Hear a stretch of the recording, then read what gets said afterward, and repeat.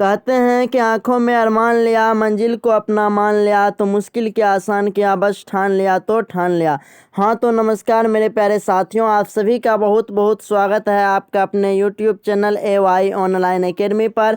आज के इस वीडियो में हम बिहार इंटर परीक्षा 2024 के लिए इतिहास हिस्ट्री के मॉडल सेट 1 के 50 मोस्ट इम्पोर्टेंट ऑब्जेक्टिव क्वेश्चंस को करेंगे, जो आपका एग्जाम के लिए बहुत ही महत्वपूर्ण होगी। तो बिना देरी किए जो है वीडियो को स्टार्ट करते हैं। और अगर आप इससे पहले कि हमारे चैनल को अभी तक सब्सक्राइब नहीं किया है तो प्लीज़ चैनल को जो है बेल आइकन दबा दीजिए और चैनल को सब्सक्राइब कर लीजिए। तो चलिए स्टार्ट करते हैं।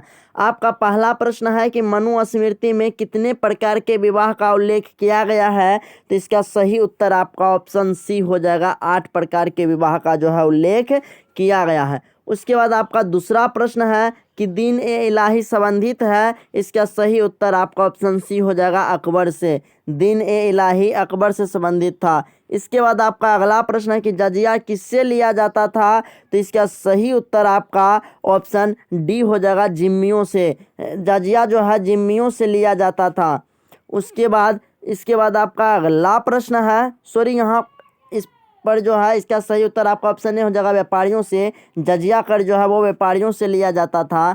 इसके बाद आपका अगला प्रश्न है कि प्रसिद्ध विरूपाक्ष मंदिर कहाँ स्थित है? तो इसका सही उत्तर आपका ऑप्शन सी हो जाएगा, हम्पी में। इसके बाद आपका अगला प्रश्न है कि आयंगर व्यवस्था किससे संबंधित था? इसका सही उत्तर आपका ऑप्शन बी हो जाएगा, विजयनगर साम्राज्य से। आयंगर व्यवस्था जो है विजयनगर साम्राज्य से संबंधित है। इसके बाद आपका अगला प्रश्न है कि कबीर शिष्य थे। आपके ऑप्शन है ए रामानुज के, ऑप्शन बी नानक के, ऑप्शन सी रामानंद के, ऑप्शन डी शंकराचार्य के। इसका सही उत्तर आपका ऑप्शन सी हो जाएगा, रामानंद के।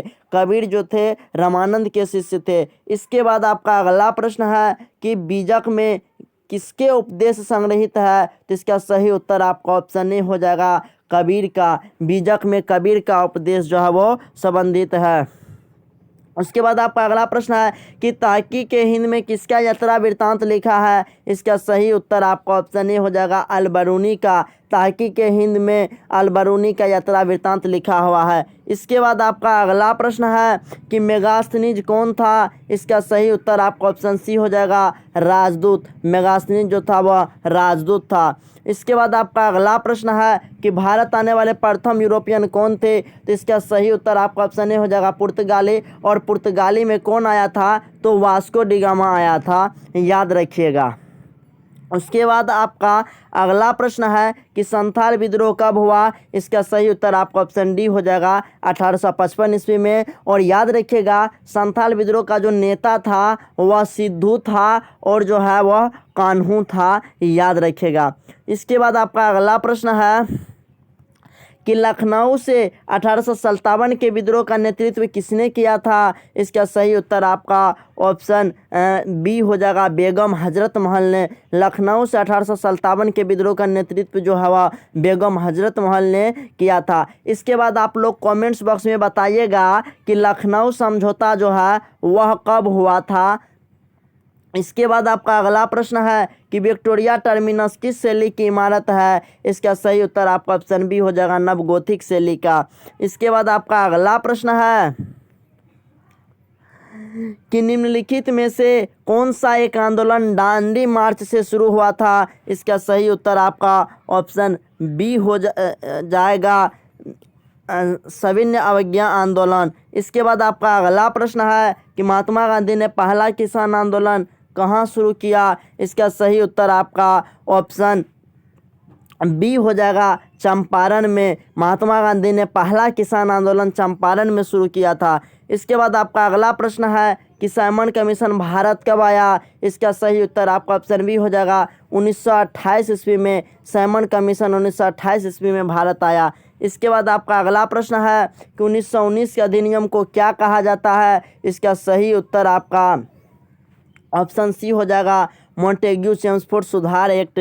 इसके बाद आपका अगला प्रश्न है कि भारतीय राष्ट्रीय कांग्रेस की पहली महिला अध्यक्ष कौन थी? इसका सही उत्तर आपका ऑप्शन ए हो जाएगा, एनी बेसेंट। भारतीय राष्ट्रीय कांग्रेस की पहली महिला अध्यक्ष एनी बेसेंट थी। अगर हम बात करें भारतीय राष्ट्रीय कांग्रेस की स्थापना की तो 1885 ईस्वी में जो है भारतीय राष्ट्रीय कांग्रेस की स्थापना हुई थी। इसके बाद आपका अगला प्रश्न है कि स्वतंत्र भारत के प्रथम राष्ट्रपति कौन थे। इसका सही उत्तर आपका ऑप्शन सी हो जाएगा, राजेंद्र प्रसाद। राजेंद्र प्रसाद जो थे वह स्वतंत्र भारत के प्रथम राष्ट्रपति थे और जवाहरलाल नेहरू यानी कि पंडित जवाहरलाल नेहरू जो थे वह भारत के प्रथम प्रधानमंत्री थे। और आप लोग कमेंट्स बॉक्स में बताइएगा कि भारत के प्रथम शिक्षा मंत्री और भारत के प्रथम गृह मंत्री जो था वह कौन था, जरूर बताइएगा। इसके बाद आपका अगला प्रश्न है कि हड़प्पा किस नदी के किनारे स्थित है। इसका सही उत्तर आपका ऑप्शन डी हो जाएगा, रावी नदी के किनारे। और याद रखिएगा हड़प्पा की जो स्थापना हुई थी वह 1921 ईस्वी में हुई थी और दयाराम साहनी ने जो है इसकी स्थापना किया था। इसके बाद आपका अगला प्रश्न है कि प्राचीन भारत में धर्म की शुरुआत किस शासक ने की थी। इसका सही उत्तर आपका ऑप्शन सी हो जाएगा, अशोक ने। प्राचीन भारत में धर्म की शुरुआत अशोक ने किया था। इसके बाद आपका अगला प्रश्न है कि चौथी बौद्ध संहिता किस शासक के काल में हुई। इसका सही उत्तर आपका ऑप्शन डी हो जाएगा, कनिष्क के काल में। चौथी बौद्ध संहिता कनिष्क के काल में हुआ था। इसके बाद आपका अगला प्रश्न है कि भारत का अंतिम मुगल शासक कौन था। इसका सही उत्तर आपका ऑप्शन डी हो जाएगा, बहादुर शाह जफर। भारत का अंतिम मुगल शासक बहादुर शाह जफर था। इसके बाद आपका अगला प्रश्न है कि दामिन ई कोह जो था वह क्या था। इसका सही उत्तर आपका ऑप्शन ए हो जाएगा, भूभाग। दामिनी कोह एक भूभाग था। इसके बाद आपका अगला प्रश्न है कि गेटवे ऑफ इंडिया का निर्माण कब हुआ था। देखिए इसका सही उत्तर जो हो जाएगा वो आपका 1911 ईस्वी होगा, जो कि कमेंट्स ऑप्शन में आपका नहीं दिया हुआ है। तो याद रखिएगा आप लोग कि गेटवे ऑफ इंडिया का निर्माण जो है वह 1911 ईस्वी में हुआ। इसके बाद आपका अगला प्रश्न है कि कलकत्ता में सर्वोच्च न्यायालय की स्थापना कब की गई। तो इसका सही उत्तर जो है वह 1773 ईस्वी होगा और यह जो है ऑप्शन में आपका नहीं दिया हुआ है, इसे भी आप लोग याद रखिएगा। इसके बाद आपका अगला प्रश्न है कि हड़प्पा सभ्यता किस युग की सभ्यता है। मोस्ट इंपॉर्टेंट प्रश्न है। इसका सही उत्तर आपका ऑप्शन बी हो जाएगा, कांस्य युग की। इसके बाद आपका अगला प्रश्न है कि पुर्तगालियों ने गोवा पर कब अधिकार किया। इसका सही उत्तर आपका ऑप्शन बी हो जाएगा, 1510 ईस्वी में। इसके बाद आपका अगला प्रश्न है कि विजयनगर साम्राज्य का महानतम शासक कौन था। इसका सही उत्तर आपका ऑप्शन बी हो जाएगा, कृष्णदेव राय। इसके बाद आपका अगला प्रश्न है कि भारत किस वर्ष गणतंत्र बना। तो इसका सही उत्तर आपका ऑप्शन बी हो जाएगा, 1950 ईस्वी में। भारत जो है संपूर्ण रूप से गणतंत्र जो है वह 26 जनवरी 1950 ईस्वी को बना, जब भारत का संविधान जो है लागू हुआ था। इसके बाद आपका अगला प्रश्न है कि 1857 के विद्रोह के समय भारत के गवर्नर जनरल कौन थे। इसका सही उत्तर आपका ऑप्शन डी हो जाएगा, कैनिंग। इसके बाद आपका अगला प्रश्न है कि मौर्य वंश का संस्थापक कौन था। इसका सही उत्तर आपका ऑप्शन ए हो जाएगा, चंद्रगुप्त मौर्य। मौर्य वंश का संस्थापक चंद्रगुप्त मौर्य था। इसके बाद आपका अगला प्रश्न है कि किस शासक को प्रियदर्शी कहा गया है। इसका सही उत्तर आपका ऑप्शन ए हो जाएगा, अशोक। अशोक को जो है समुद्र मतलब प्रियदर्शी कहा गया है। इसके बाद आपका अगला प्रश्न है कि महावीर का जन्म कहाँ हुआ था। इसका सही उत्तर आपका ऑप्शन सी हो जाएगा, कुंडल ग्राम में। इसके बाद आपका अगला प्रश्न है कि बादशाहनामा किसने लिखा था। इसका सही उत्तर आपका ऑप्शन सी हो जाएगा, अब्दुल हमीद लाहौरी ने जो है बादशाहनामा पुस्तक जो है वो लिखा था। इसके बाद आपका अगला प्रश्न है कि हरिहर एवं बुक्का किस वंश के थे। तो इसका सही उत्तर आपका ऑप्शन ए हो जाएगा, संगम वंश के। हरिहर एवं बुक्का संगम वंश के शासक थे। इसके बाद आपका अगला प्रश्न है कि विजयनगर की यात्रा पर आने वाला प्रथम विदेशी यात्री कौन था। इसका सही उत्तर आपका ऑप्शन बी हो जाएगा, अब्दुर्रज़ाक। इसके बाद आपका अगला प्रश्न है कि किताब-उर-रहला में किसकी यात्रा वृत्तांत है। इसका सही उत्तर आपका ऑप्शन सी हो जाएगा, इब्न बतूता का। इसके बाद आपका अगला प्रश्न है कि अल बरूनी किसके साथ भारत आया था। इसका सही उत्तर आपका ऑप्शन बी हो जाएगा, महमूद गजनवी के साथ। इसके बाद आपका अगला प्रश्न है कि हुमायूं नामा किसने लिखा था। इसका सही उत्तर आपका ऑप्शन सी हो जाएगा, गुलबदन बेगम ने। इसके बाद आपका अगला प्रश्न है कि कोल विद्रोह कब हुआ। इसका सही उत्तर आपका ऑप्शन सी हो जाएगा, 1831 ईस्वी में। इसके बाद आपका अगला प्रश्न है कि फ्रांसिस बुकानन कौन था। इसका सही उत्तर आपका ऑप्शन बी हो जाएगा, चिकित्सक। इसके बाद आपका अगला प्रश्न है कि दक्कन दंगा आयोग जो है वह कब नियुक्त किया गया? तो इसका सही उत्तर आपका ऑप्शन सी हो जाएगा 1875 ईस्वी में। 1875 ईस्वी में जो है दक्कन दंगा आयोग जो है नियुक्त किया गया। इसके बाद आपका अगला प्रश्न है कि रानी लक्ष्मीबाई का जन्म कहाँ हुआ? इसका सही उत्तर आपका ऑप्शन बी हो जाएगा काशी में। रानी लक्ष्मीबाई का जन्म काशी में हुआ था। इसके बाद आपका अगला प्रश्न 46 नंबर का कि गांधी चंपारण कब गए? तो इसका सही उत्तर आपका ऑप्शन बी हो जाएगा 1917 ईस्वी में। बात करें 1920 ईस्वी की, तो 1920 ईस्वी में जो है असहयोग आंदोलन हुआ था। और 1942 ईस्वी की बात करें तो 1942 ईस्वी में जो है भारत छोड़ो आंदोलन जो है वह हुआ था। और जो है करो या मरो का नारा जो है दिया गया था महात्मा गांधी के द्वारा। इसके बाद आपका अगला प्रश्न है कि खेरा किस राज्य में स्थित है? तो इसका सही उत्तर आपका ऑप्शन डी हो जाएगा गुजरात में। और गुजरात में महात्मा गांधी जी का जन्म हुआ था। और जो है खेरा आंदोलन भी हुआ था 1921 ईस्वी में, 1918 ईस्वी में जो है खेरा आंदोलन हुआ था, आप लोग याद रखिएगा। और 1922 ईस्वी में जो है चौरा चौरी कांड हुआ था। और 1931 ईस्वी में जो है गांधी इरविन समझौता हुआ था। इन सभी डेटों को आप लोग अच्छे से याद कर लीजिएगा।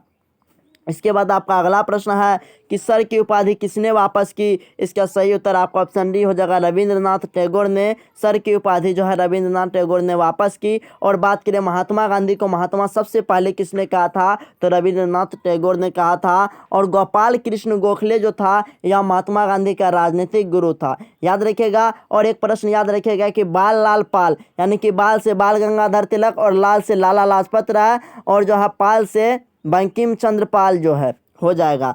इसके बाद आपका अगला प्रश्न है कि बंगाल विभाजन की घोषणा कब हुई? इसका सही उत्तर आपका ऑप्शन ए हो जाएगा 1905 ईस्वी को। और 1906 ईस्वी की बात करें तो 1906 ईस्वी में मुस्लिम लीग की स्थापना हुई थी। और 1907 ईस्वी में Tata iron and steel company की स्थापना यानी कि टिस्को की स्थापना जमशेदजी टाटा द्वारा जो है वह किया गया था। ये भी आप लोग याद रखिएगा एक प्रश्न के साथ सीक्वेंस में। इसके बाद आपका अगला प्रश्न है कि भारत का विभाजन किस योजना का परिणाम है? इसका सही उत्तर आपका ऑप्शन बी हो जाएगा, ऑप्शन डी हो जाएगा माउंटबेटन योजना की। इसके बाद आपका अगला प्रश्न है कि भारतीय संविधान कब लागू किया गया? इसका सही उत्तर आपका ऑप्शन सी हो जाएगा 26 जनवरी 1950 ईस्वी को। भारतीय संविधान 26 जनवरी 1950 ईस्वी को लागू किया गया। ये आपका अंतिम प्रश्न था। तो 50 प्रश्नों में से आपको कितने प्रश्न याद थे कमेंट्स बॉक्स में ज़रूर बताइएगा। साथ ही मेरे द्वारा भी हम 2 प्रश्न पूछते हैं, आप लोग उनका जवाब जो कमेंट्स बॉक्स में ज़रूर बताइएगा। पहला यह कि संविधान बनने में कुल कितना समय लगा, और दूसरा यह कि संविधान सभा के प्रारूप समिति और संविधान सभा के अध्यक्ष जो थे वे कौन थे। तो आई होप कि आपको ये वीडियो बहुत ही अच्छी और बहुत ही हेल्पफुल लगी होगी। अगर आपको वीडियो थोड़ी सी भी अच्छी और हेल्पफुल लगी तो प्लीज़ वीडियो को लाइक शेयर और कमेंट जरूर कीजिएगा। साथ ही अगर आपने अभी तक हमारे चैनल को सब्सक्राइब नहीं किए हैं तो सब्सक्राइब करने में बिल्कुल भी कंजूसी मत कीजिएगा। आप लोग अभी तुरंत सब्सक्राइब कीजिए, साथ ही बेल आइकन घंटी को दबा करके ऑल नोटिफिकेशन पर क्लिक कर लीजिए। तो जय हिंद, मिलते हैं आपसे नेक्स्ट वीडियो में, तब तक के लिए बाय।